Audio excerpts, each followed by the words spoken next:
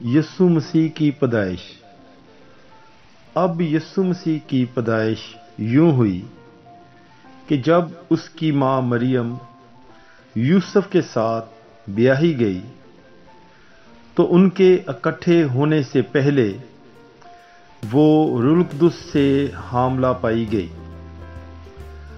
تب اس کے شوہر یوسف نے، جو راست باز تھا اور اسے رسوا کرنا نہیں چاہتا تھا، ارادہ کیا کہ اسے چپکے سے چھوڑ دے۔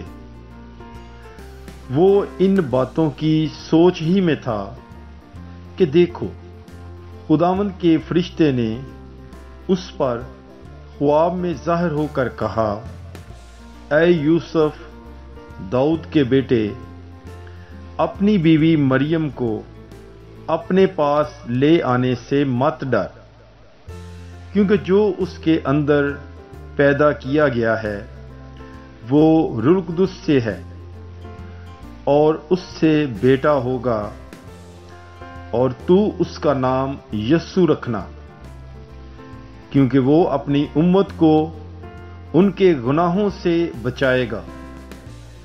یہ سب کچھ ہوا تاکہ جو خداوند نے نبی کی معرفت کہا تھا پورا ہو کہ دیکھو، کنواری حاملہ ہوگی اور اس سے بیٹا ہوگا، اور اس کا نام امانویل رکھیں گے، جس کا ترجمہ ہے خدا ہمارے ساتھ ہے۔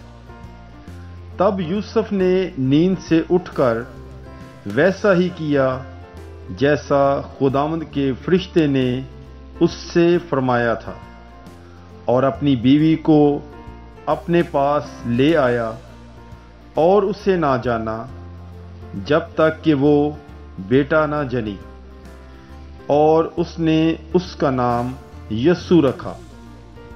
پاک کلام کے پڑھے اور سنے جانے پر خداوند کی برکت ہو۔